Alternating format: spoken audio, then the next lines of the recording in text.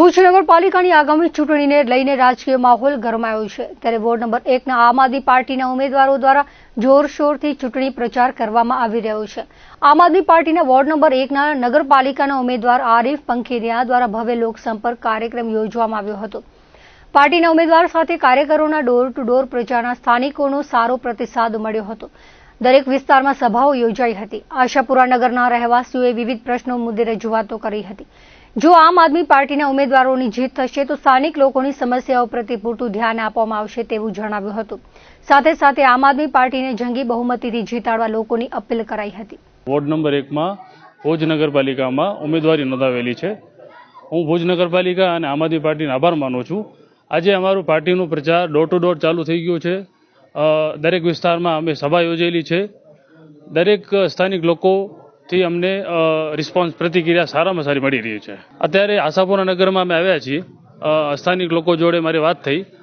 આશાપુરા નગરમાં ગટરની મોટી સમસ્યા છે, ડમ્પિંગ કચરાની સમસ્યા છે, સાથે સાથે આરોગ્યને લગતું મોટો પ્રશ્ન આવે છે। સ્થાનિક લોકો જોડે અમને માંગણી કરેલી છે।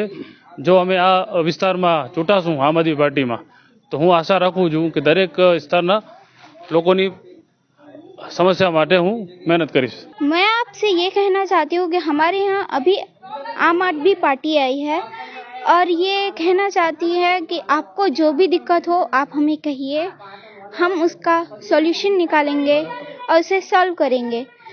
तो हम ये कहना चाहते हैं कि यहाँ पे जो पानी है उसकी वजह से हमें बहुत हेल्थ में इश्यूज होते हैं।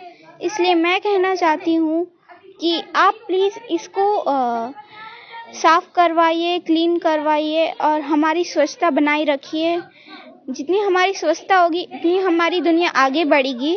इसलिए मैं ये कहना चाहती हूँ कि यहाँ से साफ करवाइए। और मैं ये कहना चाहती हूँ कि वहाँ पीछे भी एक जगह है, वहाँ पे बारिश हो जाती है तो बिल्कुल भी रास्ता नहीं होता लोगों के लिए, और मैं भी वहीं पे ही रहती हूँ तो मुझे बहुत तकलीफ होती है। इसलिए मैं ये कहना चाहती हूँ कि उधर भी साफ करवाइए।